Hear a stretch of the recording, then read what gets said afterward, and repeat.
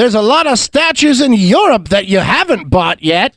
You can't blame me. They've been making statues for some 2,000 years, and I've only been collecting for 5. That's right. We watched Citizen Kane this week on The Movie Gap, the podcast that has you scream. How have you not seen that? How have you not seen that? How have you not seen that? How have you not seen that? How have you not seen that? How have you not seen that? How have you not seen that? Little darling, how have you not seen this?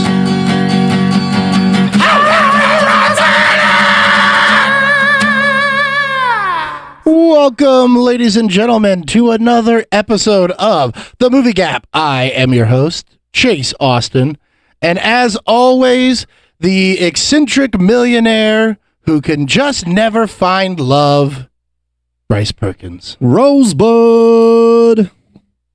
Nice. What's up? Well, this is an interesting episode before we get to our special guests. Bryce, surprisingly enough, you had seen Citizen Kane. That's right, I have seen Citizen Kane. I've seen them all. I've seen every Orson Welles movie that's ever been made. You see? And I'm going to see it again next year. But and at the rate I'm going, I'll have to close down I'll have to stop watching it in 60 years. Thank you. I'm going to do the entire podcast like Orson Welles. Okay. I look forward to that. But we did find out that none of our friends and fan favorites, for the most part, had seen it. So we decided to do a big episode. Unfortunately, Miguel couldn't join us, but we do have Ed Ball and AP Stark. Hi, What's guys. up? Before we get into Bryce and his notes and everything like that, I hope y'all took some good notes. But this was the first time that y'all had seen Citizen Kane, correct? Yes. That is also correct for me, sir. All right. It's fucking nuts. Let's because start. Yeah. Ed hasn't seen this fucking shit. Who is like the biggest movie file, even more so than you, Chase. Yeah. And more so than you, Stark. I hope you don't mind me saying that. I think we can all agree. No, fuck that shit. That's okay. some bullshit. Well, all right. Well, episode's over. Even I question that. I don't know. Oh, okay. I do know that we were talking. I was at Ed's house last year for the Oscars, and we talked about Citizen Kane had come up or something, and you'd said that you'd never seen it. And I was like, well, we got to do an episode on that. And then I found out Bryce had, so I was like, oh, well, then we probably won't. But then the text thread came up because MANK is happening or whatever. Yeah. And yeah, that was me. I was getting anxious because I was like, am I going to get to watch this movie before MANK comes out? Because I feel like it's poised to be a poised to be a movie that's centered around that, right? I mean, isn't it all the about guy who wrote the screenplay? Yeah, I believe it's Charles Mankiewicz. He co-wrote it with Wells, and like it's all about the Herman J. Mankiewicz, and they co-wrote it together, and then there's a whole bunch of like back and forth stuff about who wrote it, who didn't write it, and that kind of stuff. And I have some notes on that. Basically, the disputes started because Orson Welles sort of came up with the idea when he was working the Mercury Theater. That was his theater. Him and Charlie Manx had come up with this idea, and him and Charlie Manx wrote a screenplay based on his idea. And I think it was adapted from somewhat of a play that Orson had put together, and it became Citizen Kane. And then Manx more or less didn't want credit because he was afraid of the blowback from Hearst, and took some money to not have his name on the credits. And then the Writers Guild found out about it, and was like, oh, you can't do that. His name has to be on there because of how much of it he did right or whatever. And then, and I know that Orson tried to get the money back that he paid him, and Manx was like, sorry, spent it. Wah, wah. So Classic Manx. yeah. So there's a whole bunch of like just dispute about who actually wrote it and everything. And in the 70s, there was an essay that was written by Pauline Kael, who she said that Wells didn't write anything, and it was all Mankiewicz. And that's when the whole turmoil about it really like flared up in the cinema discussions, and but she's actually since been like, no, I wasn't right. That was sort of baseless. What? Yeah. She's like, I just kind of wrote it. And What? the more that she looked into it, she's like, She it was just like a shock jock article. She pulled a New York Inquirer. In the Cinephiles. Right? Yeah. Was certainly appropriate for this film as well. Right, Yeah. exactly. But back to the text thread, because it was an amazing one by one reveal where Ed's like, by the way, chaps, I've yet to see Citizen Kane, the greatest movie ever made. And we're all like, what? And then Stark chimes in and he's like, oi, I ain't seen it either, mate. And we were all like, huh? And then fucking Miguel chimes in, he's like, right? I haven't seen it either. And so we're all like, holy shit. And then Chase is like, well, I actually have seen it. But we can go ahead and do it. And then I let it go for a while, and then I was like, and then I texted and I go, I've seen it. And it was fucking hilarious. And nobody laughed. Because I don't. And I'm really fucking pissed off about I it. don't get why that's. So I need your apologies right now from all of you. Ed first. I don't. How long ago have you seen it? 2008-ish. So it was a while. This There was doesn't seem like a movie that you would revisit a lot. If you no, and there was a lot of remembering. So it was kind of like watching it for the first time again. Yeah. But I was watching it with a brand new perspective and appreciation. The first time I watched it, I didn't really realize what I was watching. Mm-hmm. At that, I knew that it was considered the greatest movie of all time, but I didn't really know why. Didn't know any backstory, and so the first time I watched it, it just kind of felt like I was watching an old movie, and I thought that it was the story that was what made it so great. Which the story is great, but that's not really what makes it the greatest movie of all time, right? Yeah. So I watched it and was like, the first time it was just like, oh well, it was a nice old movie. Good job, Orson Welles. Okay, cool.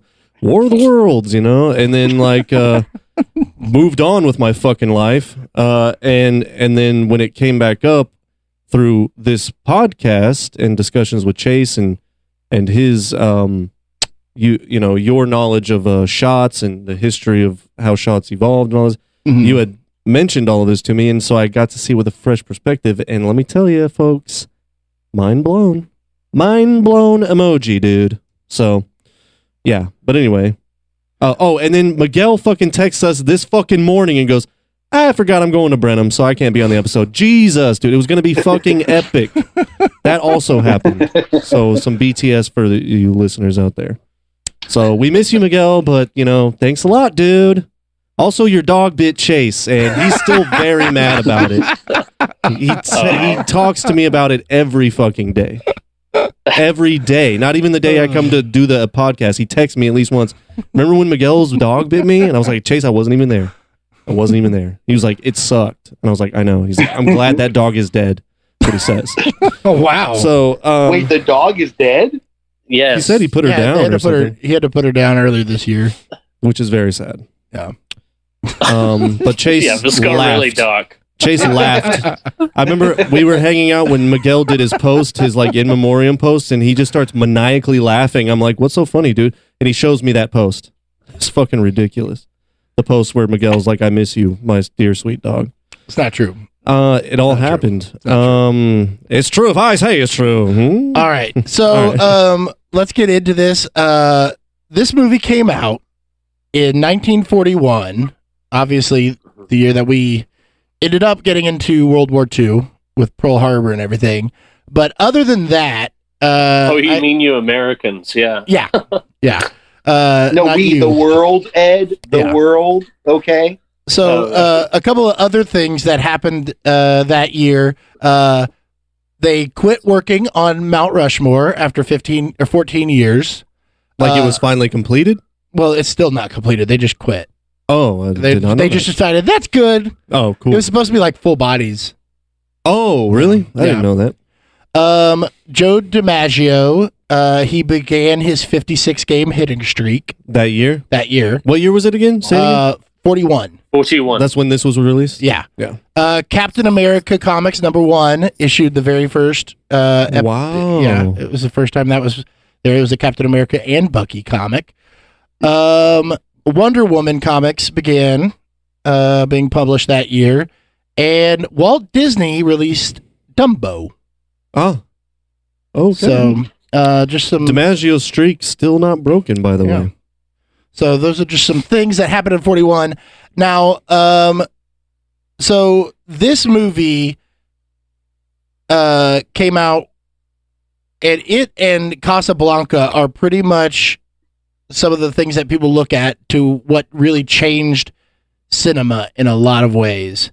Because they both don't have a straightforward narrative, and like this one especially, and Casablanca too, like it's not a good guy or a bad guy. Mm-hmm. You know, there's no, like, the bad guy dies at the end, the good guy wins, you know? Mm-hmm. And then, you know, all the techniques and stuff that have come out of this film that are, like, when you watch this movie, or at least when I watch it, it doesn't feel like it was made in 1941. No, it It- doesn't. I said the feels- same thing while I was watching. Yeah. It looks like something much more modern. It looks like something that was shot. It's better than a lot of things that are shot today. Yeah. Which there is no excuse for Yeah. for modern filmmakers. So, Like it's insane how well it is fucking shot. Anyway, yeah, it's Greg Toland is the DP on this, and he went to Orson Welles when he found out Orson Welles had, like, this was an unprecedented. RKO Pictures gave him everything. You write it, you directed it, you how did star he get a in deal like that without? I mean, Um, he must have had some clout beforehand. well, Like, he this was his first movie. Wasn't he was it? huge. Mercury Theater. dude. Yeah, he was huge in the theater thing. He started the Oh, and Mercury radio Theater when he too, was right? 21. Yeah, that's and right. then, That's right. The Mercury Theater Players, which was the radio show that they did, Right, where he did weekly. War of the Worlds and scared everyone, which Yeah. was real. He And really did scare everyone. Just about everybody in this movie is from his theater company and Oh, that the makes radio sense. the radio Yeah. plays. But so Greg Toland was I think 35 at the time when they shot this, and he was he was a DP, a cinematographer, and he went to Orson Welles. He's like, you got to hire me. I know how to do shit, and I know that you're gonna want to do things. Oh, they didn't even know Crazy. each other before he started. No. Oh, wow. No. And So this is the first like outsider he let in. yeah. to do. Basically, you know, one of the things that Orson Welles says when people are like, you know, you took from all these movies and you did better things, and he's like, I didn't really know anything about movies, Yeah. and the ignorance that I had by like with working with Toland, it was like he's like, I want it to look like this, and Toland said, okay.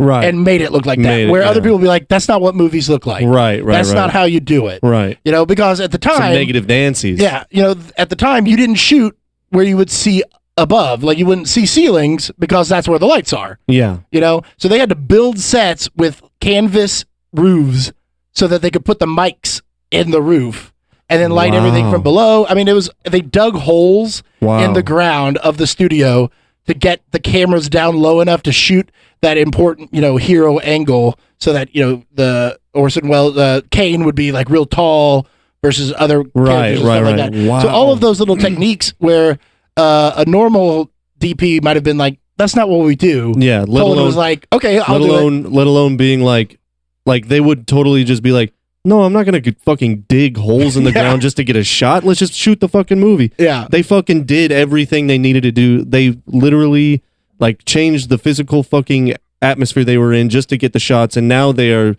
you know, standard shots today. They built technology to get shots like that, or they have things set up where they can get shots like that. Yeah. But back then they had to make it possible. Yeah, and You know, that's and, fucking like that's, on I top love of that, shit like that. I love that shit. you're looking at this movie has a lot of dialogue on top of each other. You know, people talking at the same Right, time. right. Dialogue that cut that continues from one scene into the beginning of the next scene, or a scene that ends and the dialogue comes in from the last scene. So different things like that were just not done. Which that's an editing thing. Who edited it? Orson Welles was with Tolan. No, Tolan was just a DP. Okay. But I'm sure there was another editor on it too. But Orson Welles had final cut. So if I can comment on what you're saying too. Yeah, I please can tell you that open it up. I could feel as I was watching it though that something was being done that hadn't really been done before. The way that it was shot, you could tell that it was something that. Like you said, you can see how much it inspires modern filmmaking. I always stayed away from this film, I think, because of the fact that being such a big cinephile, because the weight of it. You know what I mean? Like, it's the greatest movie. And I always thought, what if I didn't like it? You know what I mean? Yeah, what if I picked it apart? And I was like, wait, this is the mecca of filmmaking. But the thing is that you could see with the techniques they were using, and also incorporating some of those film noir elements with the shadow being a character, a lot of shadow, everybody being overshadowed by Kane. Yeah. Like, as I was watching it, I felt like I was in film school. I was like, my God, I could see creation happening in front of me of somebody saying, I don't know, it was like you said, maybe it was just somebody digging into Orson Welles' brain and pulling out how he saw things. And it was just influential. I loved it. Yeah. And, by the way, I looked it up. Robert Wise is the editor on this film. Oh, so not Orson Welles at all. I mean, he had final cut to say, but he wasn't the one in there doing it. So you were completely wrong when you very emphatically said Orson Welles Robert Wise. Yeah. Okay. So I was wrong. But knowing Welles, he wasn't just sitting back letting somebody edit that film. Oh, hell no. Yeah, they went over, like, it was supposed to premiere. It premiered on, I wrote this down, March 1st. May 1st. Blockbuster. And it premiered. It was actually supposed to come out in like February, but they weren't done with it because he was recutting and recutting. Okay. So, but Ed, you were going to say something. Yeah. No, I was just going to Stark's point. I was just like, it kind of comes with the territory when you're going back, whether you're revisiting kind of like as an adult or you're going to see for the first time these classic movies like The Godfather, Citizen Kane, Casablanca, 2001 Space Odyssey. If you try, or like different genres, like you try and like French New Wave and stuff, each one comes with its own kind of like stereotypes, like, and you kind of like brace yourself for that. Like you try and lower your expectations because of that. And I definitely found myself doing that going into this movie. And it kind of, from the get-go and constantly throughout its storytelling, which I thought was so amazing and kept me kind of like immersed in it, was that it just defies your expectations. Like it starts off with that kind of like newsy reel of like pretty much like basically like a summary of everything we're going to see, but just like from an outsider's perspective. And you're like, okay, this seems like a very old movie. You know, they're making it sound like that. It does. Yeah. And then suddenly it does this like beautiful transition into this like editor's room where like, the picture is like crystal clear and it's got this like mood that you think you see in like only in modern day movies. Yes, like man. with David Fincher and Martin Scorsese and stuff. But no, it's just like this really old movie. Yeah. And you just suddenly, it pulls you in just like a snap of your fingers. Dude, I'm so glad you mentioned that because you are absolutely right, man. That transition from the introductory newsreel thing into that scene where you see it, the first thing you see is the screen from the side with the light, and then the rest of the scene, you think the lights are going to come on or something, but no, the rest of the scene is only lit by the projector's light, and they're doing whole bits of dialogue where their face is in the shadow, but the light is pouring in behind, and you're looking at it and you're like, what the? This is like fucking beautiful. And it's In black fact- and white. In fact, You know? Orson Welles and Joseph Cotton, Cotton played Jedediah, Yeah. are in that room playing some of the reporters. Right, that are yeah, in yeah, shadow. because you can't see him, yeah. And you But there was a never, practical reason, maybe. yeah, probably save Yeah. some money, but also you never see the reporter's face. Yeah, he He's must have been always pissed in off shadow. about that. Yeah, He's like, no, I swear I was in Citizen Kane. but Come on. Give me some more Could one work. not say though with that, and this is the way that I felt about that, and I agree. I'm glad we're talking about the scene too, because to me that was the first point. At first, for that first whole newsreel, I was like, well, I guess this is an interesting way of doing giving exposition. You know what I mean? I thought they were just setting it up for exposition. But the shadows, it was almost to me like, again, you got to remember, sometimes maybe for practical reasons, the way that I read into it was like these men were still, everything is still under the shadow of Mhm. Kane. Right, Yeah. right. Including Everybody- in that room. Go ahead, start. Go ahead. I'm sorry. Yeah, No, go ahead. Well, I was going to say, like, everyone is shrouded in a shadow, and it pops up a lot. Yeah. Where you see people constantly covered by either his physical shadow or the shadow of what of his life. Yeah, And, absolutely. and- Well, and there's the term everyone's in the dark. So to be kept in the dark on something, and like they're physically in the dark and they don't know. Even at the end, when he makes the allusion to the jigsaw puzzle and says, "Who knows what Rosebud means? We'll never find out." But in the end, it's just one piece of this bigger puzzle, and like all of them are still in the dark. You still don't see their face. They're all in shadow of. I'm in the shadow of that light. They're all in the shadow of the massive fortune and all those boxes of things that Kane has made his life, and they can't find that one little piece that is like his humanity, Right. And Or that they think is going to be that. yeah, Yeah. But even then, they wouldn't even be able to explain it. Yeah, No. even if they but yeah, found it it. does- Yeah. That whole newsreel does like an incredible job, and you don't realize it until it finally comes to an end, which Mhm. in itself, it goes on for so long Yeah. yeah. that it's disarming. You kind of forget what you're watching. Right. Well, And then yeah. suddenly it snaps back into this reality, and then all of a sudden your mind is clouded by this like mysterious figure who, while a public figure, like you never understood his motivations or his actions and stuff, and then you go into it wanting to know, and then like the story from there kind of connects all the dots within that newsreel. We see all those stages that they list out for you from a different perspective. Yeah, and so the story of this movie is just the story of this man's life. As told through the people that he, survived, or that survived him. The Burns, not Bernstein, the Thatcher, the guy who hated him. Mhm. His Who raised ex him. best He friend. hated. Yeah, his ex best friend. His jilted lover, or not jilted, but forlorn. Ex-wife. Yeah, his ex-wife. And then Bernstein, who loved him and only had Right. good things to say. Right. Right. And even the way we see those people, like the ex-wife, it's dark and she's in this like dreary little club. Bernstein, who loved him, Bernstein's so tiny in his little office. Yeah. And the giant picture of Kane. Yeah. It's like behind him. overlaid. He's Yeah. just like worshiping He's this idol. overshadowing it. Right. Yeah. Yeah. And there's just so many visual things, but the plot structure of, and I know Stark is super boners for this, the fact that this movie ends or begins at the end, Yeah.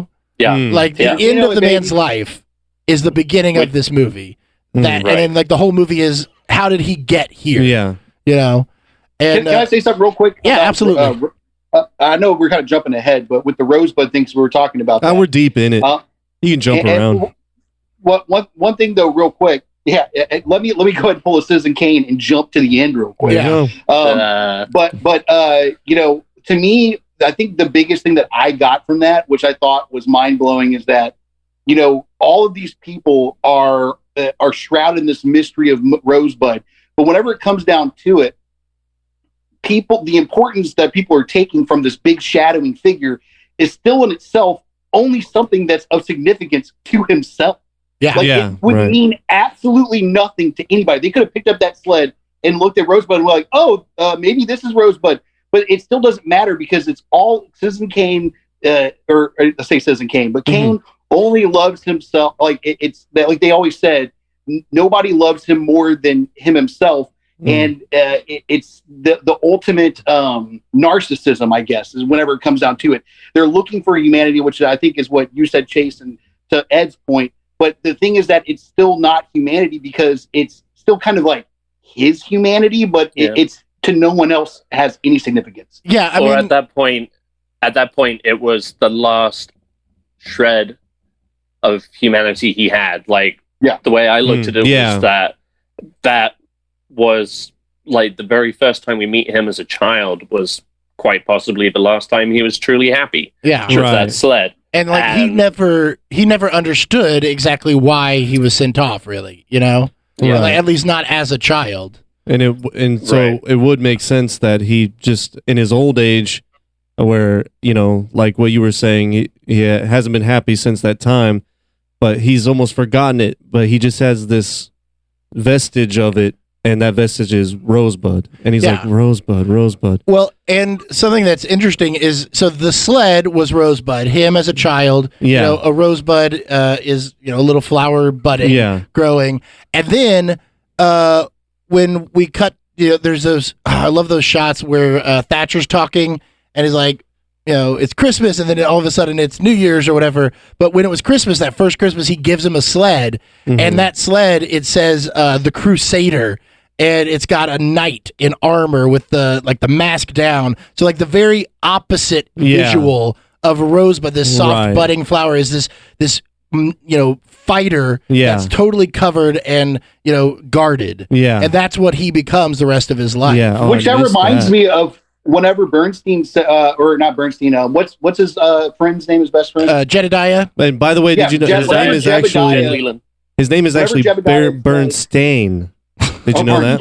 No. I was going to say, whenever Jedediah. Remember whenever they had that, or Jedediah, excuse me, Jedediah. Jed Leland. Jed Leland. Jed Leland. Whenever Jed Leland is, whenever they're at the Inquirer, whenever they just had acquired the group from the Chronicle, and he turns to Bernstein and he says, do you think that these guys are really going to buy into what we're trying to do here, essentially? And then Bernstein's like, well, of course they are, because they're professionals and blah, blah, blah. And he says, well, I certainly hope that that's the case, that he changes them and then they don't change him. Yeah. And I think that that's kind of also a moral of the story, is that, the deeper he gets into it, the more it changes him. It's almost like, you see his humanity go away more and more and more and more. It's almost like the opposite of A Christmas Carol. Like if you did it in reverse. Yeah. He comes in with all of this, these strong ideals, like so much so that he turned against the guy who raised him, and presumably gave him all his wealth. And then from there, he just kind of slowly becomes the person that he always resented, at least at first. Right. Well, typical rise to power. Yeah, he wanted to be different than this, strict guy, but it just, he never didn't know extreme abundance of wealth. He was, from the time he was 8 or whatever, when he was shipped off, he had more money than he could ever spend. Right. Which is what he did. He never ran out of money. Right. I mean, he would have to close his place down in 60 years. Hey, Chase, I know that you probably hate this, okay? And I put that forewarning out there. But how much of the times this is whenever he's running for governor or whatever, and then he loses the election, and then they end up having fraud at the polls. It was to me, it was what the word I'm looking for is prescient, right? Yeah. Of the times where, what we're dealing with right now in America in general. I was like, man, somehow we keep picking, you had Jaws during the pandemic. We have Citizen Kane during this time. Oh, that's right. Yeah, that's right. Well, by the time this goes out, it'll be a little bit past it. Yeah. Time is a flat circle. So. But it is true, though. That is true. That is weird, Stark. We have a knack for having you on for movies that do that. Yeah. Social relevance, right? Yeah, but that fraud at the polls thing was pretty crazy. Let's talk about the election for a second. No, I'm just kidding. But I can't handle it. I'm gonna have a heart attack if I talk about it. Yeah. Ed, a coronavirus survivor though officially. So congrats. Yeah. Cheers, mate. Congratulations? Question mark? I think that I'm just really happy for you, man. I already got a badge that says Yeah. Corona Survivor. Right. I ordered it on Amazon, whatever. Good. That's good. It definitely wasn't awarded to me. Right. He even marked up the price on it, right? Yeah, Bezos exactly. did, I bet. Yeah. But anyway, but no, in all seriousness, the Movie Gap family is all very glad and happy that you are safe and your family is safe. So, And I could be here today. So exactly. Yeah. Yes. That's the most important thing. But yeah, how bad would it have been if I had died having never seen Citizen Kane? fuck, man. Last Yeah, words that's right. would Wow. have been Rosebud. Oh, Yeah. yeah. Right. Yeah. You would No. have had my permission to put Rosebud on my grave. We should do a fucking game, dude. What we should go around the table here, so to speak, figuratively speaking, and say what we think all of our like rosebuds would be if we were last breath, one word. What would our I rosebuds mean, I know be? mine. Okay, you start then. Oh, okay. Yeah, go. Nom in space. Oh yeah. Yeah. Ed Stark. Ugh. Any ideas? Well, let's think about it. We'll end the episode with it. How about that? Yeah, I'll think of Rosebud. Yeah, that sounds like a better plan because that was hard. That's too much on the spot, sir. Yeah, it is very on the spot.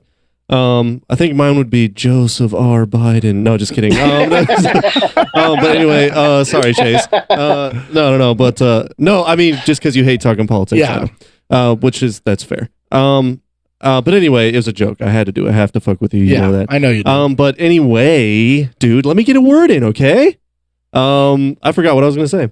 Oh, there was a little known fact about this movie is that there was a prequel to this movie that fucking bombed. Orson Welles didn't have anything to do with it, but it was more focused on his childhood,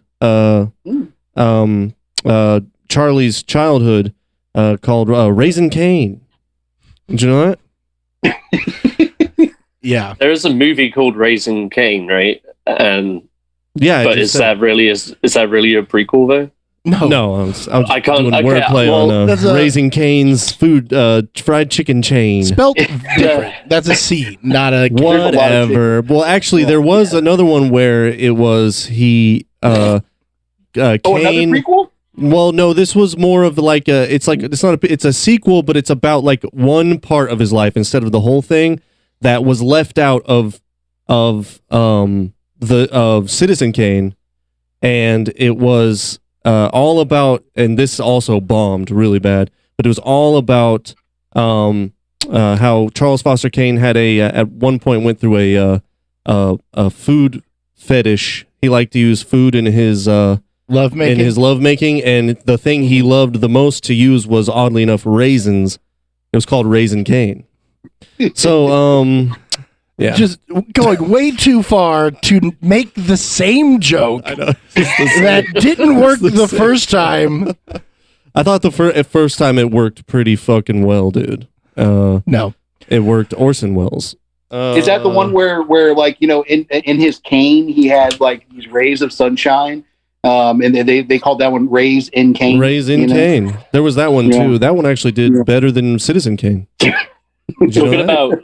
Talking about Fun Kane's, have we got some Simpsons fans in here in this group? Somewhat. Simpsons. Oh, I can't remember exactly which episode it was, but it was like in the good seasons, and they go to like a Planet Hollywood, you know, that restaurant. And there's And the Kane from Citizen Yeah, Kane. Lisa walks past the thing, and she's like, "There is no Kane in Citizen Kane," but You never got it. But he did have a cane. No, that's true. He did. Like At one when point, he's- he did. Yeah, when he's older, he has a cane, and I was Yeah. like, "Lisa, you lying bitch." Can I say this though too? That they're old. First of all, Bernstein terrible fucking actor. I could not stand him. Oh, I love Everything he him. said was so over the top. Well, I loved him. well, me and Ash had a good discussion about this. How she was also very pissed off at a lot of the actors, and I was trying to explain to her, like, and I don't know, maybe you also feel this way, Stark, or whatever, but I was just kind of like, well, yeah, I mean, like Marlon Brando hadn't happened yet. You know, they were all still stage acting. You know? Marlon Brando was a stage actor too. Right. And he Incredible. brought stage Orson acting was to incredible. film. But he hadn't brought the like method acting to film yet. You know what I'm saying? There was that wasn't a thing yet. So everyone was still just doing like, how dare you? Huh? Oh, You I talk don't to me know. like that? I think You know? the acting in this is amazing. I think I think Orson Welles is incredible. I agree. I don't know about everybody if I else. finish my point real quick on that, because I kind of get into that. Is No. We don't want to hear your point. I'm No, not go gonna let ahead. you Sir. shit But- on Bernstein. But Bernstein, not the biggest fan.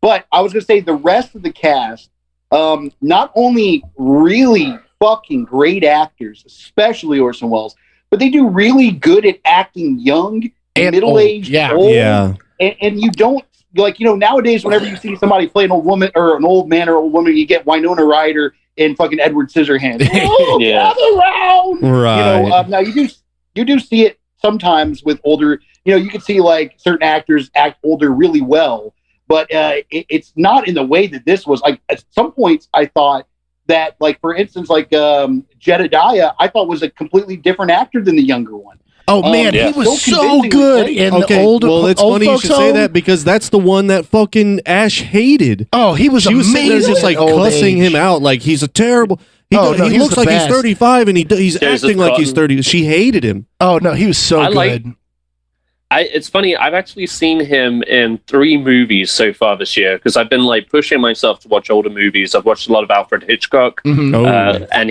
which we need he's to in do for Spooktober next Yeah. year. he's in Foreign Correspondent, and then he's in Orson Welles' next movie following Citizen Kane, which was The Magnificent Ambersons. And right. he's like the main character in that, or at least one of them, which I guess he was here too. But yeah, I've been seeing him pop up a lot more, and I appreciate just seeing him now. And yeah, I agree. I thought he was really good. Man, I thought he was I so thought it was good, too. in that old age where he's like so happy and Yeah. just like he's like, okay, give me that. Give me some cigar. Like we kept asking for cigars. Right. And then I love that. what was his line? He had this line when he was talking about when the nurses were coming. He goes, they used to say they had all the beautiful women as nurses or whatever. He goes, I guess they lied back then too. Or something. Yeah. Basically calling him old. Right. Yeah, he was. Well- I thought he was great. You know what? One thing too is and look, in full disclosure, again, for a self-admitted, obsessive about movies. This is aside from a documentary that I saw about Orson Welles' unfinished last movie, which was incredible, by the way. I've never seen an Orson Welles movie. I've never seen a film. Touch of Evil. Ooh, that's a good one. But I've never seen an Orson Welles film. This is my first introduction to Orson Welles as an actor, and again, I think it's because of the fact that I held him in such high regard in my mind. I was afraid that I was going to be like, oh my god. And also from Animaniacs and shit, where you got like this is Orson Welles, you know. Yeah. But like, Pinky in the brain. but like, I have to say, like, I was so blown away. I was like, oh my god, he really is deserving of being having all the praise that he does have for his acting performances. He's incredible. I mean, he's a total package, isn't he? I mean, the It's just- directing, the acting, he oozes charisma on the fucking screen. Yeah, man. he does. And like, one of the things that he got about this movie too, we were talking about them doing all the age stuff, is that people thought he was young Kane, but he was much older than that. And they had, so like every time people would see him, they were like, man, you look like shit. What happened to you? And he's like, no, it was makeup and pulling skin back and shooting me from different How old angles was he when he did this movie? I don't know. He must have been, I think in his 30s. He Go ahead. said, I want to say 30s too, and he said like they did more work trying to make him look younger Yeah. Then older. than older. He said it was much easier to look older. Yeah, he was born in Which I'm- 1915. Okay, Holy shit. So he's doing it in like filming it from what 39 to 41. probably, yeah. So in his, I don't know, I can't do 30s. that math. In his 30s. Well, Yeah. wait, that was definitely you're definitely off on that. Yeah, I don't. He's like 29. Yeah, he's like 29. Oh, really? He's younger than we are, dude. Fuck, Yeah. man. That's the kind of Yeah, shit but that Kane makes... was 21. right. And he still looked great as young Kane, though. Yeah, and he Which never they did a really good job. But like in every movie after this, he jumped from being this young 20-year-old to being a 30-year-old. Like the next year, so people are like, "Why does he look like shit? Why does he look like he aged 10 years?" Right. So- Right. He did the old Marlon Brando. And Yeah. just Yeah, right. ate and drank like shit.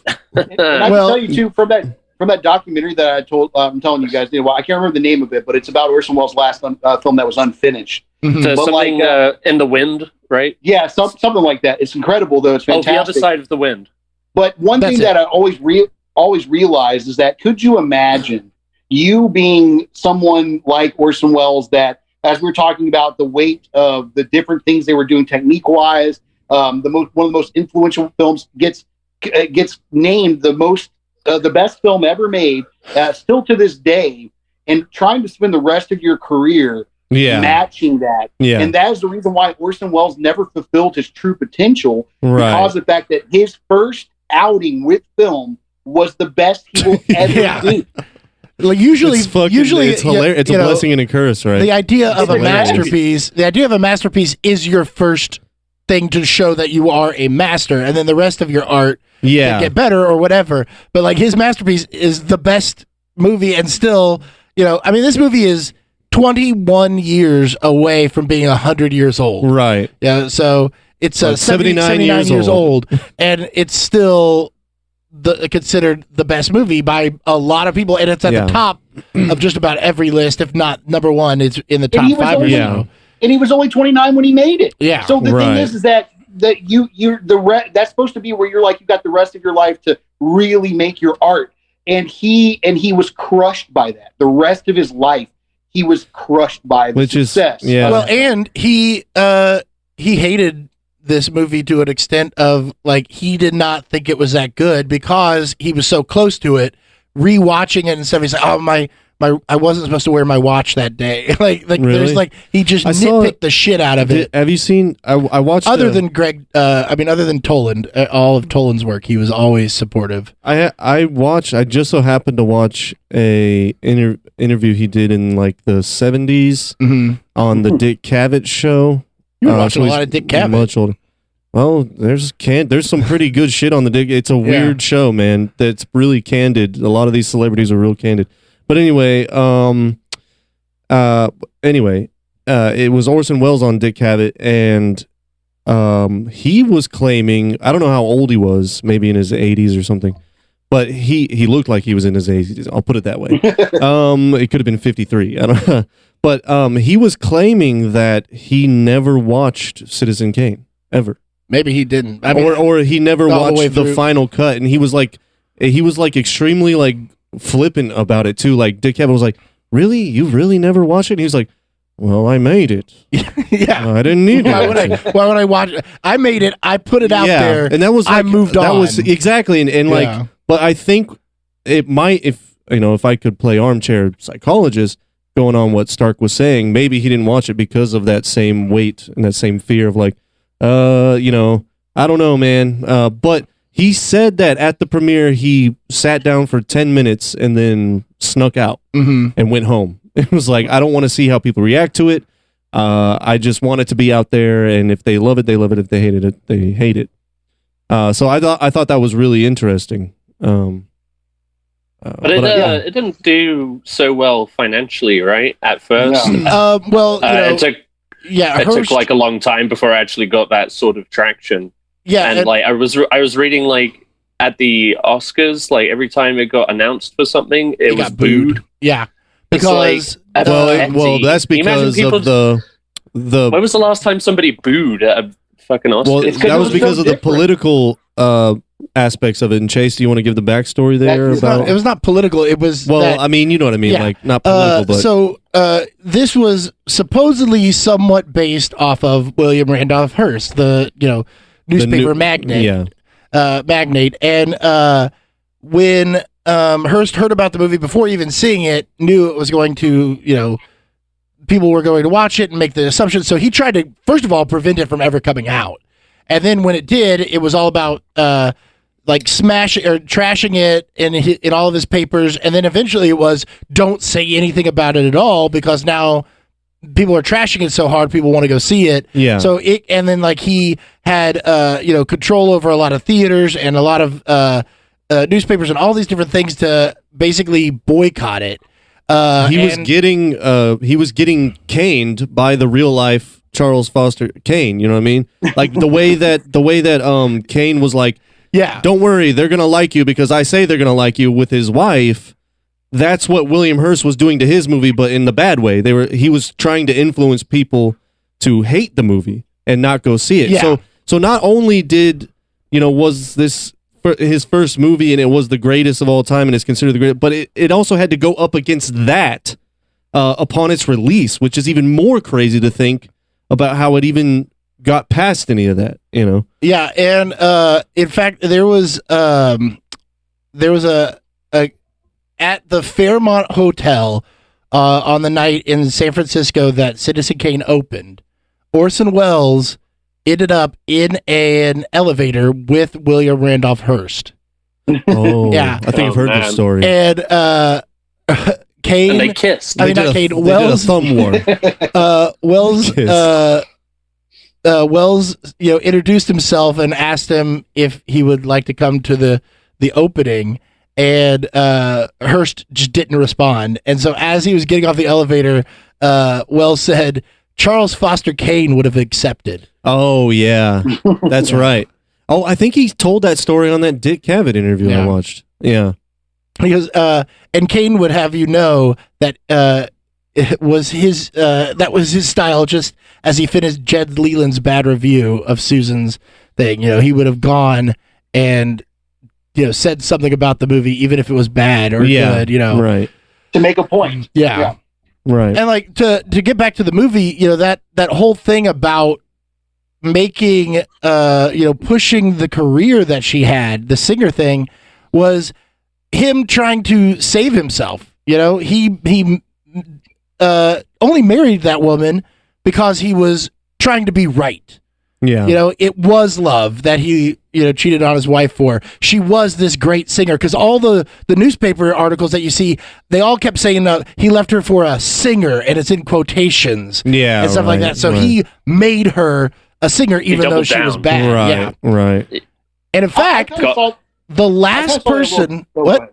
Go ahead, start. Sorry, go ahead. I'll make this point after you're done. Okay. The last person from this film, from the cast of this film, to die, or the last living person who has now passed away, was the opera singer who sang the dubbing for the bad dubbing for what's her name in the movie is Susan Alexander. Yeah, Kane. Susan Alexander.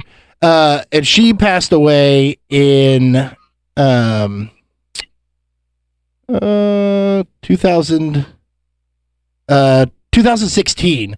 And she was a soprano who dubbed the bad singing, and she had did not have her name anywhere on the film because she was an actual opera singer that was purposely singing bad, so she didn't want anybody to know it was her voice because she was singing bad. Yeah. But she was the last one to die. And the last principal member of the cast was Ruth Warwick. That was who was Ruth Warwick? Emily Monroe, Norton Kane. Who was the first one to die? The first one to die, I don't know. Probably one of the old guys. Well, maybe one of the monkeys from the beginning. While we're talking about the singing thing, though, yeah, I saw that a little differently about the saving himself part. Maybe we might be saying the same thing. Maybe it was just maybe the phrasing. But because the thing is that what ultimately you saw throughout that whole thing was showing that to me it was more of an example of him. The whole movie is about him not really loving or doing things for others, but just so others will love him. And so it's not the singing thing became more about, I need you to be a famous singer because they called you a singer in quotation marks. I'm going to show that you're a real singer. It has nothing to do about you or humanity or anything. It has to do with my reputation, how people see me, and the people will love me. That's what and I'm it's saying. not about you. It was about making it that he left his wife for this talented singer, an actual singer, not just not some girl, bimbo. who at the beginning he thought was a prostitute. Right. Like, you don't go into a woman's room and just shut the door. Back then, like, that was a prostitute. He thought she was picking him up on the street. Much like Rudy Giuliani in the new Borat movie. Borat. But, he, and then, like, the whole, their whole little love affair really started because she didn't know who he was and actually liked him as a guy. Unlike everybody else that knew he was famous and, knew he was rich. Right. She just was some girl. Right. And he started, liking that, and then it blew up into what it was. Right. But to go further on that, that was like a theme that I really, really, really enjoyed seeing about, again, the more narcissistic personality type. Is that, and even ones that are disarmingly charming or things like that, or people that are drawn to, is that the whole thing about love and wanting love and can never fill that hole or whatever. But the thing is that it's all very selfish. It's like, it's, and speaking to that, it felt like that was the whole thing, even with his friendships, with everything. It was all more about him being liked and loved than having real love. And in the end, he never could have real love because that was what it's not really part of his DNA to love someone else. Yeah. It was all about getting all of the love, not necessarily real love. Yeah. He conflated the two. Yeah. And that's why I went into politics. They even said about that he was obsessed with getting so much love that he had to get the love of the people and he had to get the love of everybody and anybody in the world. And in the end, he died alone. Old man with nothing but a memory of his fucking sled as a goddamn child. Right. Yeah.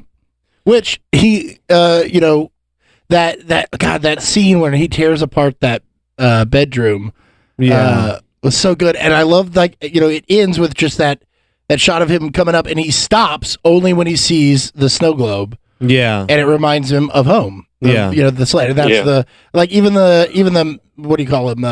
Servant guy that said, "Oh, I know the Rosebud." That guy at the end that he talks to, the butler, right there. Oh, you're a sentimental guy, right? Yeah, he goes. He goes, "I know all about this Rosebud. Give me $1,000." He's like, "Well, what is it?" He goes, "He picked up a glass ball and he says Rosebud. $1,000. That doesn't tell me shit. I'm not giving you money for that." Yeah. Okay. His name is Raymond, I think. Yeah. Yeah, something like that.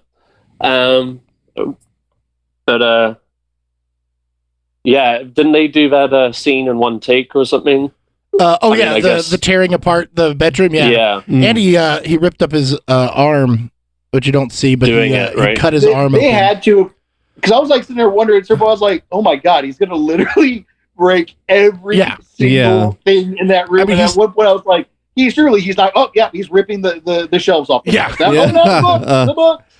And there's no putting those things back together. Yeah. And what about the host? Oh, you go ahead. No, go ahead, Bryce. Go ahead. Oh, well, I was just going to say, what about Xanadu itself and the set? Yeah. You were just about to say? We were about to say that. Yeah, I was like, the whole set and the introduction and the background of the building itself at the beginning of the movie, just like it set this creepy atmosphere about it the whole time. Like, you just, if it had been, it felt like the perfect scenario for like an Alfred Hitchcock thriller. Yeah. Right. But also, obviously, it's an Orson Welles one, but it was like, it just it felt like a evil presence the entire time. Yeah. It's based on the Hearst estate there in California, which is still there. I don't know if it's technically part of the Hearst family anymore or not, but like there was a zoo at the real one, and that's he had all the monkeys in the cages and other and when they go camping or they go on that picnic and there's all those tents out on just the land, but like if you look at the stuff in the background, the rear projection of the like sky and stuff when they're in there, that is footage from the 1933 King Kong or Son of Kong because there's pterodactyls in it.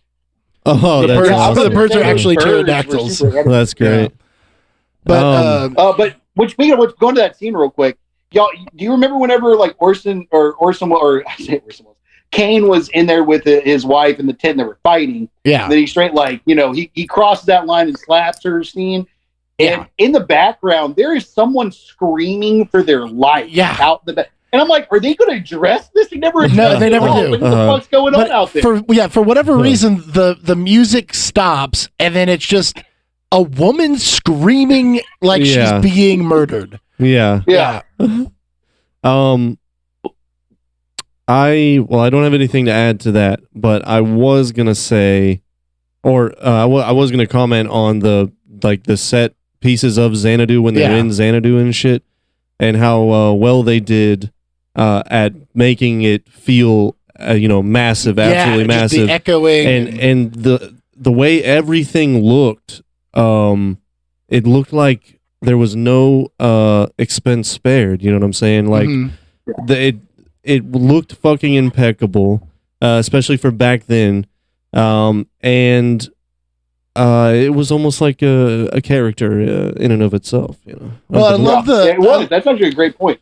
And I love, like, by the time they moved in there, and that's all in Susan's, memory of them living there. Yeah, and like just how much further and further away they would get to where they're screaming at each other to be heard. And the fucking use of the reverb and slight delay and everything was and it goes fucking into that great. deep focus that everybody talks about. Okay, so I was just about to say, when we had discussed this movie before, you were saying that there were certain shots that were in fact the first time they had ever been done or whatever. What were those? To this point? I mean, the whole movie is done in universal focus. But there's a foreground, a midground, a background, all of it that you could see. In 100% clear focus. One of the ones that's always used as an example is the scene where it starts. The camera starts and it's him playing in the snow as a child. Yeah, and it pulls back so the camera's tracking back, and then we see it's through a window, and that stays in focus, and now the window's in focus. Then it's the dad at the window looking, and then he comes from, and it keeps going back all the way until it gets onto the other side of the table where the mom is signing everything off. The stuff. And the whole shot, everything from her like up on the table where there's a hat on the table right at the front of the frame, that's in focus all the way back to him outside of the window. Right. So, using just the depth like that, to create that depth of field, that it required a lot of lighting and new technology with how you were shooting, and that was all Toland, the DP. Oh, wow. So, and then the same thing where Kane is, she's doing the puzzle on the floor of Xanadu, and he's all the way, way down there, and he can walk all the way forward, or, there's a lot of just, depth to the things where a lot of films, especially at that time, were much flatter. It was this person's talking, now this person's talking. You're watching a stage performance being filmed.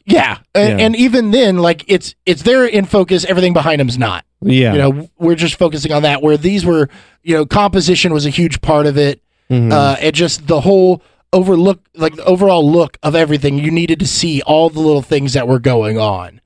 So that's something that they really brought to it. That's really cool.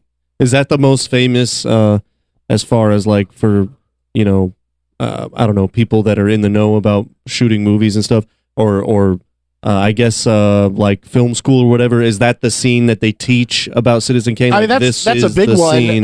They also do it where the reason that I like that one is if you watch it, and I've had to watch it many times talking about it or whatever in a class, but the table that the hat's on. So to get that camera, because they actually are pulling the camera back on a track, on a dolly, and to get it all the way through, they had to have the table split in half and be pushed together as the camera went through it. So if you watch it, the hat on the table is still shaking a little bit. Oh, wow. Right as the camera settles in place. Oh, wow. Yeah. Wow, that's one of the goofs. That Yeah, was that's a going to goof. be in the That was goof. going to be one the of the goof goofs. segment. But yeah, Right. that I mean, and there's just a ton of things. I mean, the scene in when he's coming up with his rules for the paper. What do you call them? The declaration of dude. Declaration of Principles. Oh, when that came The back, principles, dude. yeah. Oh, that was such a fucking pone, dude. When fucking Jedediah sent it back to him with the ripped up check. Oh, that was fucking awesome, Yeah. man.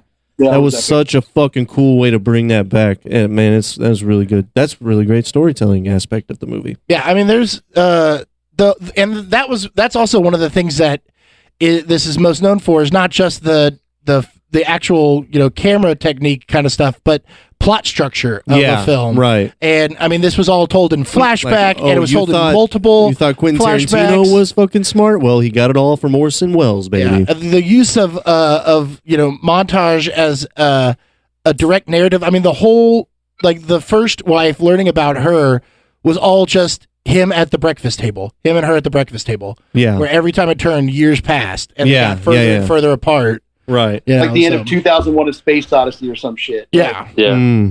So it, I mean, a lot of it had been done before, but not to this level, and obviously the seeing the roof and different angles. Most things were very flat, eye level. Yeah, right, right. I mean, there's obviously a lot of all this and stuff how the way it's all shot from below. Yeah, a lot like one of the big aspects of how Texas Chainsaw Massacre was shot that I really loved. Mm-hmm. I was like, oh, okay, yeah, this fucking movie, you know? using the camera as more than just you're seeing this. It's like the camera is a character in the movie itself. Oh, come on, Bryce. He's already said that like 3 times about things. That was the second time. And also I do have to go back to something real quick, Chase, and kind of check in with you about something.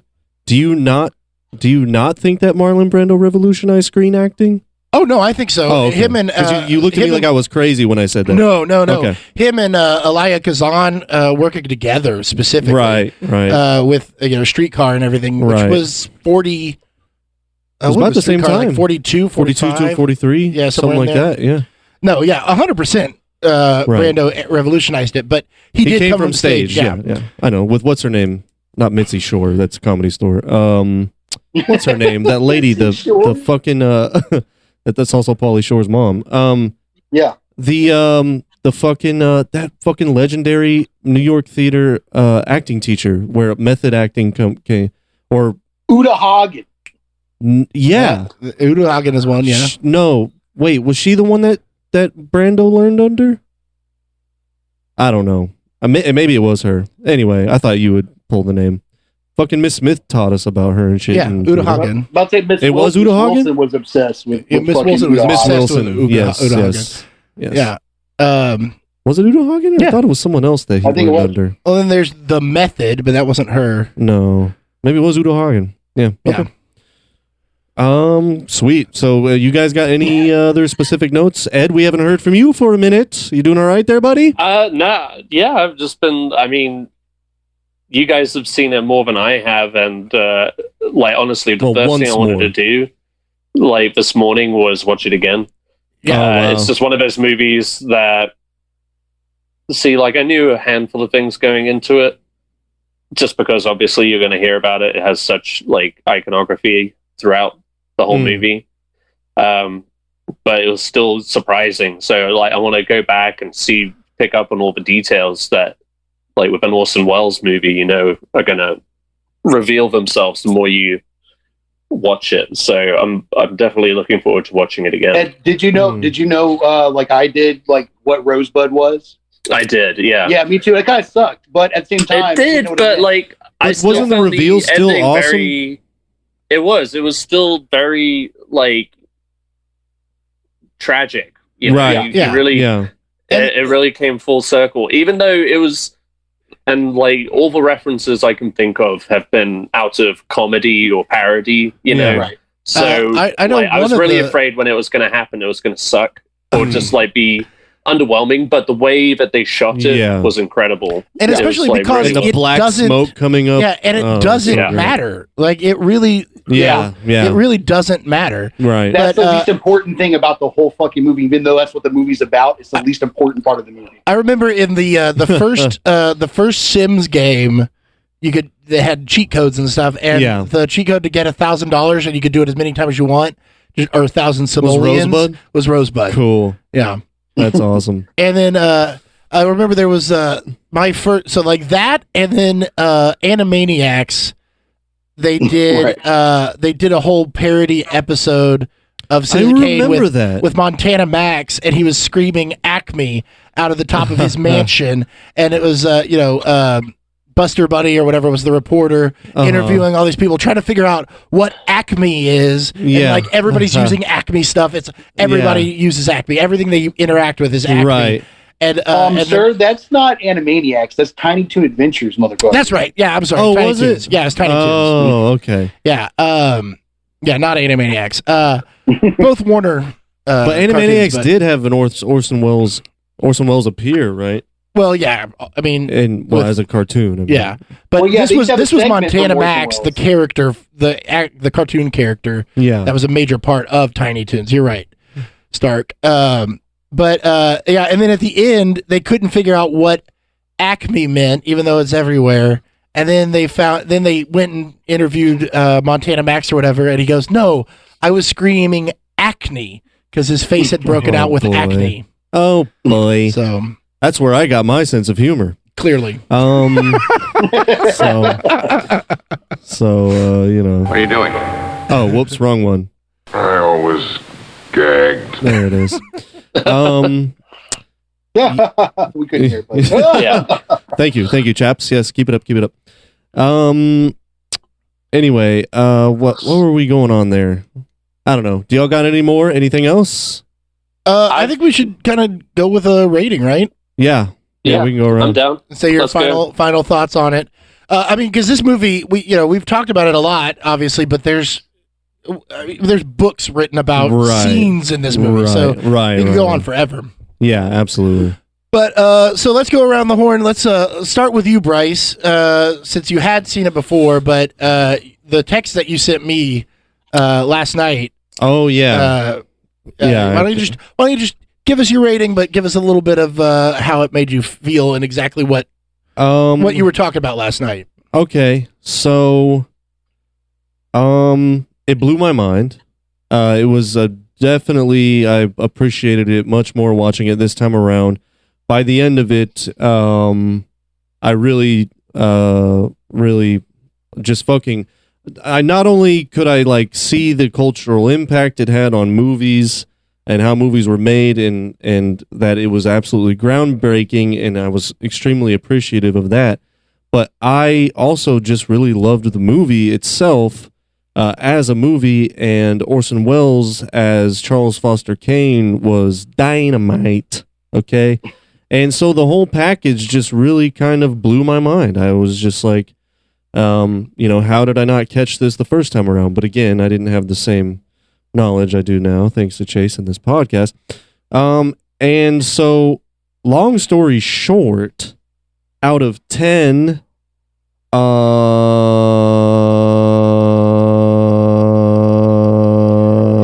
bad reviews of my opera singing show, I give it 10. It's a 10 out of 10. 10 out of 10. Not only that, well, I'll save that for later. Okay. Because we are going to have an episode. But it is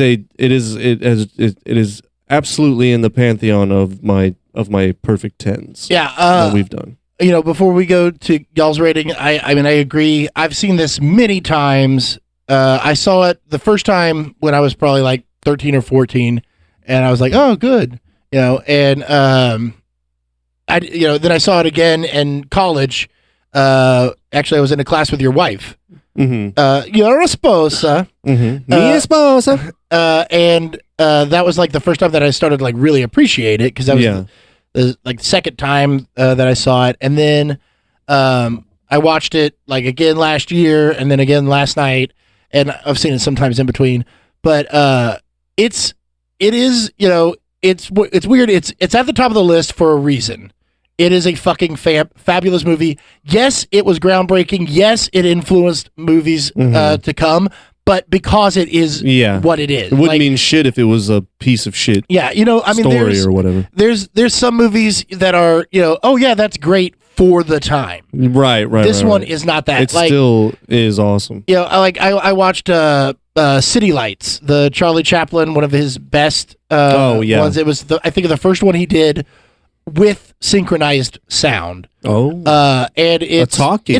It's great. It's a great movie, but about 30 minutes into it, you're kind of like, okay, I'm kind of, I get it. Was this still when movies were only an hour? I hope so. Nope. It was like 2 hours. Oh, Jesus. Yeah, and it came out in like 39 or 49. It was after Talkies. God. Yeah. It might have come out in 41, actually. It might have come out the same year.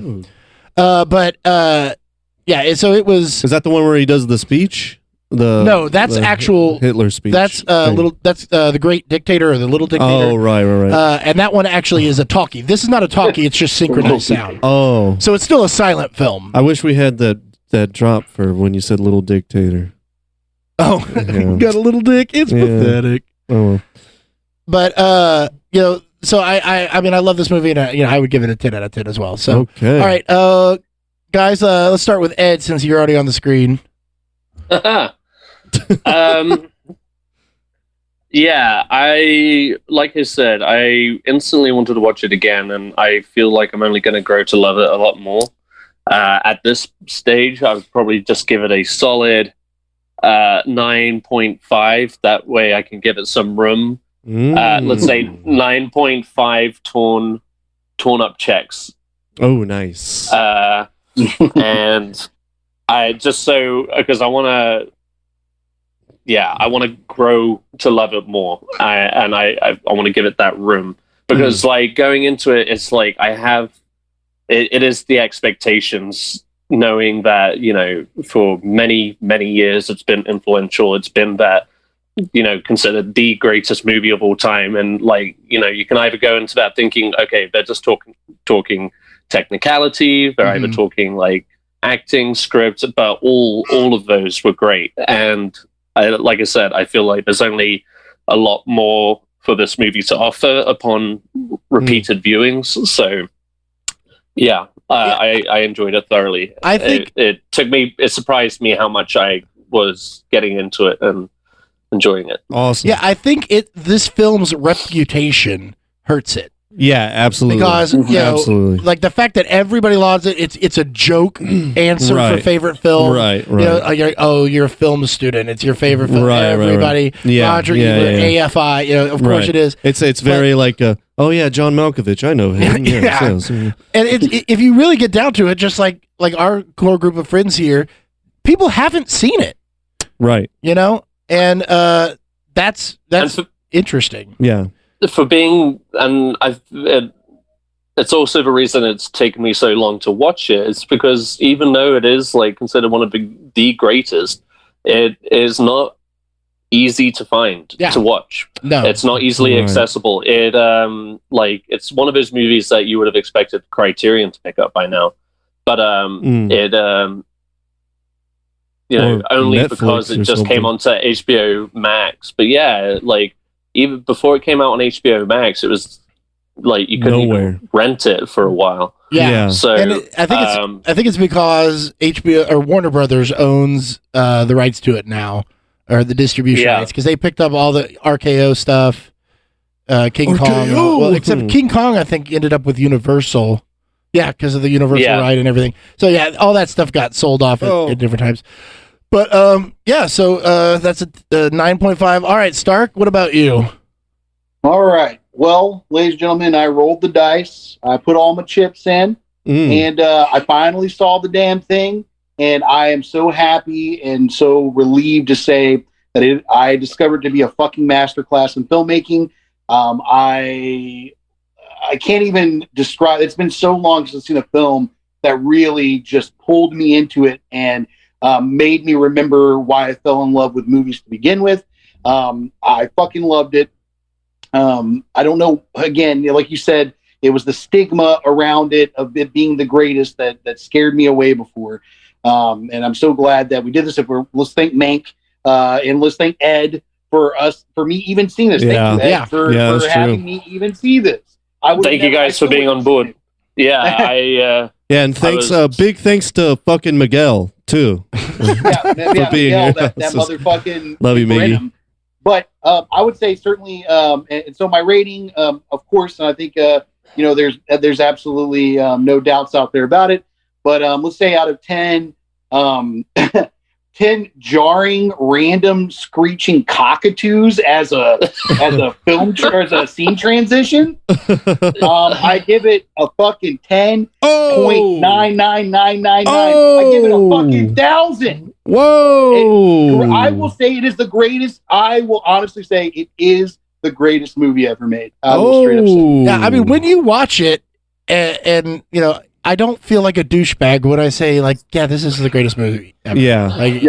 I only get it. I mean, part of what I texted you last night is that, like, I can only think of few that have had the same kind of impact on me. Mm-hmm. Actually, I can only think of one that had the same kind of impact on me. Natural Born Killers. Exactly. I just, fucking, Orson Welles is good, but fucking, what's his name? Oliver Stone. Oliver Stone is great.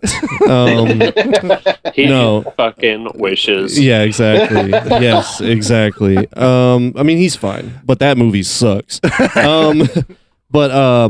But yeah, there's only one other movie I can think of that. Well, don't spoil everything. Right. Well, it was the recap. Well, non-movie gap movies. The only other movie that like kind of blew my mind as far as the actual filmmaking goes that I watched was Mulholland Drive by David Lynch. Mm-hmm. Good one. And this had like a very similar impact for me. So I don't know if I would go as far as to say it's the greatest movie of all time. I don't know, but I certainly do give it its credit as I can't argue that. Yeah. I can't fucking argue that. Yeah, I think that's the thing. Is like it fully lives up to that reputation. Yeah, absolutely. It's become a cliche, but it is like totally worthy of the praise. Mm-hmm. Which is why I like my 0.5 is by no means like a negative. It's only just because like I know I'm not at that point to where I fully appreciate this movie for everything that it is. But as it is, after one viewing, I can definitely see why it's such a great movie. Mm-hmm. It's like seeing The Godfather for the first time and stuff like that. It's just like it's no joke, and that's why movies like that, they last. People are still talking about that shit. Yeah, which like. You could think about it and like throw out a few titles right now, but there's nothing really that you could throw out there that you think, 80 years from now is going to hold the same kind of power. Yeah. Preach it. That movie does. Preach it. Now, it's surely not. It's not going to be Avatar, friends. Let me tell you. It was nominated for Best Picture. It was nominated for Best Actor, Best Director, and Best Cinematographer, black and white. Back then, I guess they had two.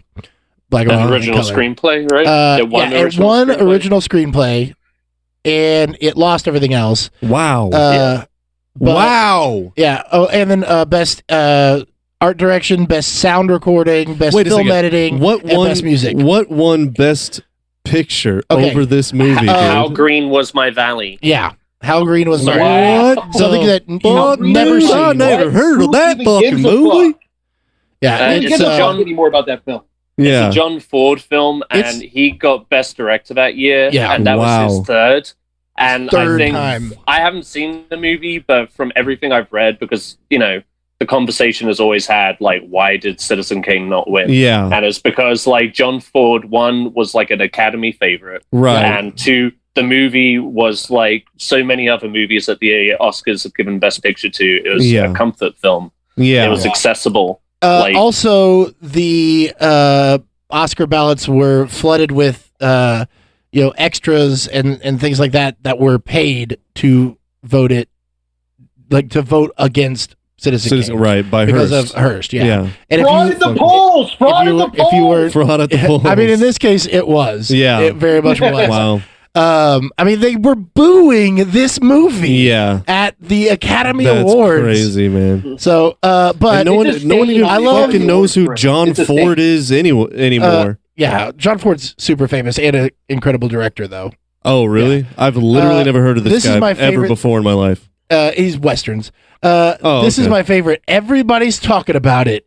It's terrific. That is the tagline to Citizen Kane. It's terrific. That's going funny. to have to be the cover artwork for this episode, by the Yeah. way. Oh Okay, yeah. Sure. well, yeah, Terrific. hell yeah. Do your magic, Starkey. But You know it, bro.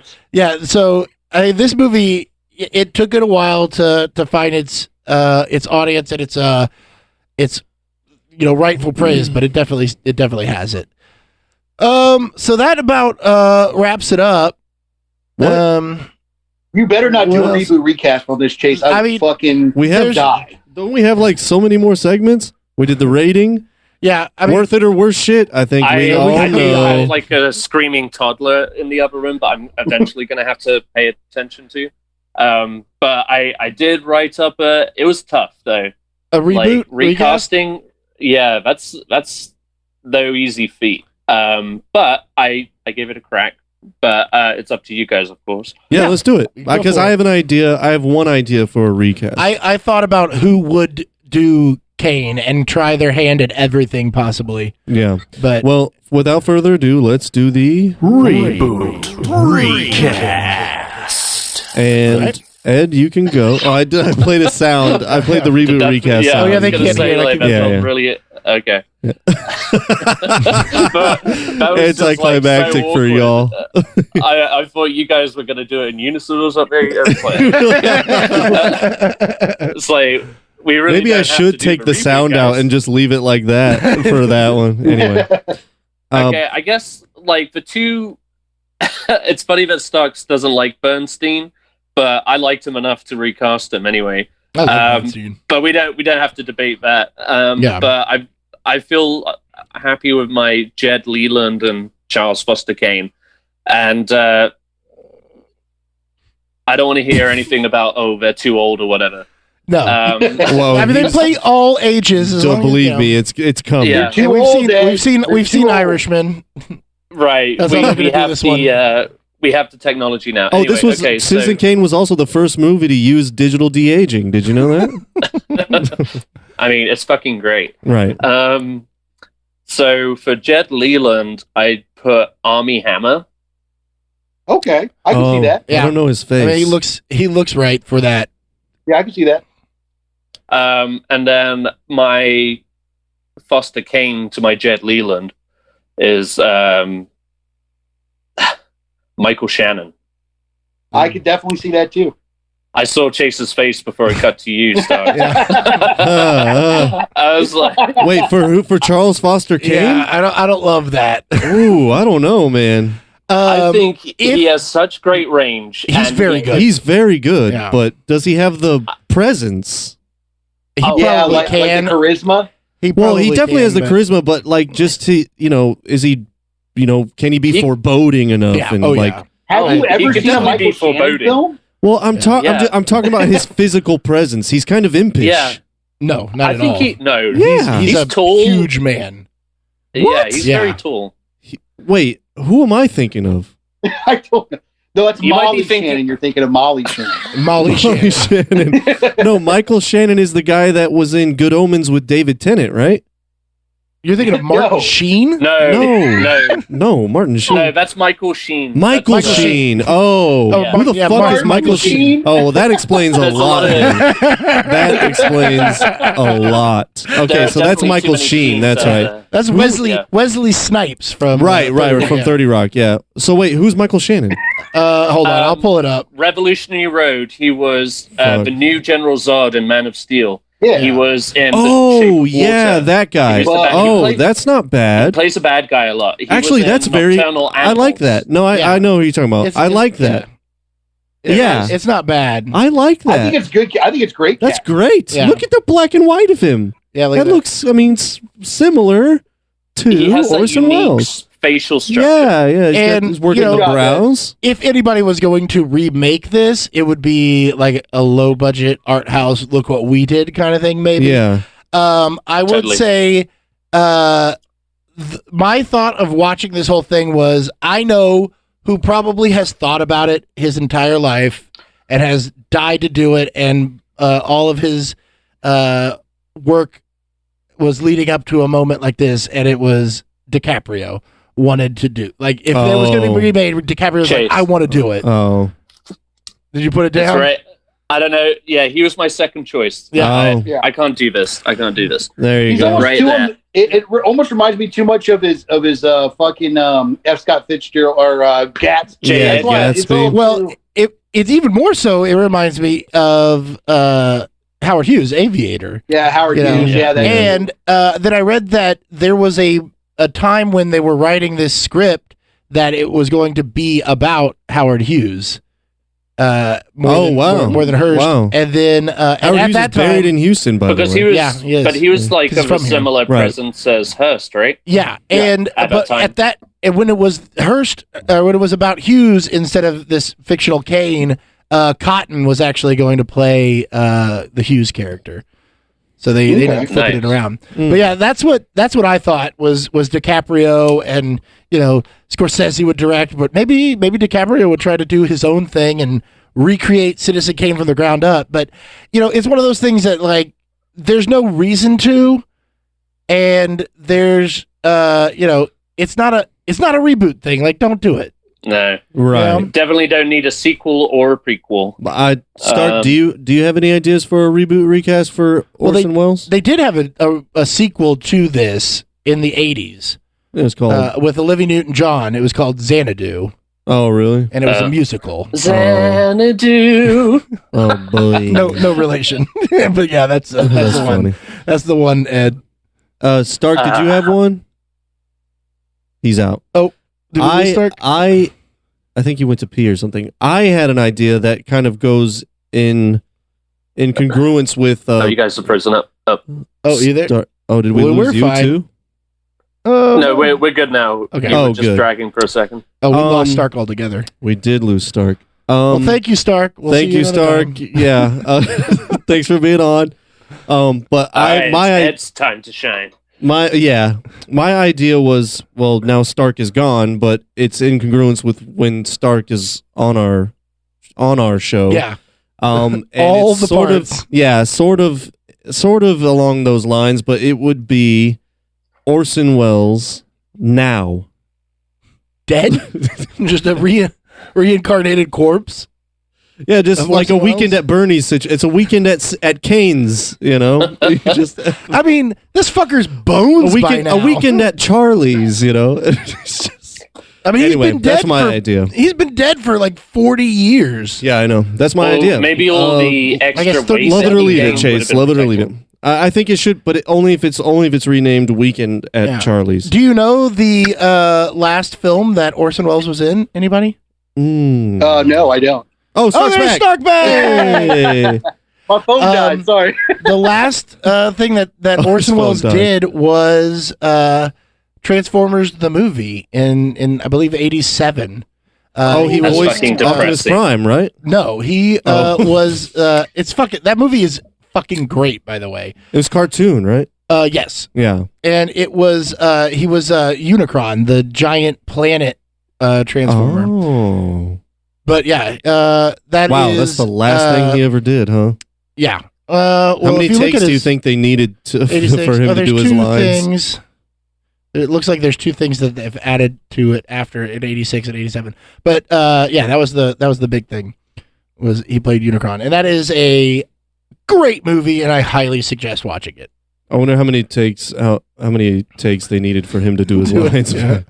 And by that Hey, what did I point- miss with Bryce's recast? Oh, I'm glad you asked, Stark. He said- I'm going. No, I'll tell you. In congruence with when you are on, Stark, I kind of had an idea to go along with that, and that is everyone would be played by Orson Welles now. You mean dead? Yes. Right. And it would be like a Weekend at Bernie's situation. You call it Weekend at Charlie's. I already did the bit, but yeah. That was it. So you're trying to tell me that you didn't suggest Haley Joel Osment now? Right. I kept the gag, but I changed the person and made it a little bit darker. It was a little bit more dark comedy sort of deal, if you want to call it comedy, which most people wouldn't. Well, that wraps it up. We did it, guys. We talked about Citizen Kane. That's right. The Canes of Citizens. So now I want some chicken. And this movie, by the way, is a giant piece. Oh, shit. No, I'm just kidding, of course. But It's a what? well, he you'll was hear playing it. a sound. Yeah. He played a sound. Oh. Fucking Bryce. There we go. Yeah. All right. Well, that wraps it up for me. I don't have anything else to add tonight. Anybody else? Everybody good? In that case, I say, no.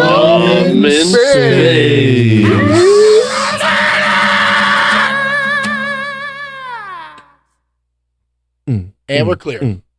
We forgot to do our Rosebud. Oh, shit. Oh, yeah. Oh, All right. We are still recording. Yeah, we're still recording. And, well, I'll just pop it in. That's not All right. Is it still playing? Yeah, it's still recording. You haven't hit stop? No. Okay. All right. Yeah, well, we're still okay, recording. well then. Stark, is your... Did anybody think of one? Chase, is yours still nom in space? Yeah. All right, Stark, you got one? Mine would be Hot Pocket. Ooh, nice. I like that. Ed? Mine would be no nuts, please.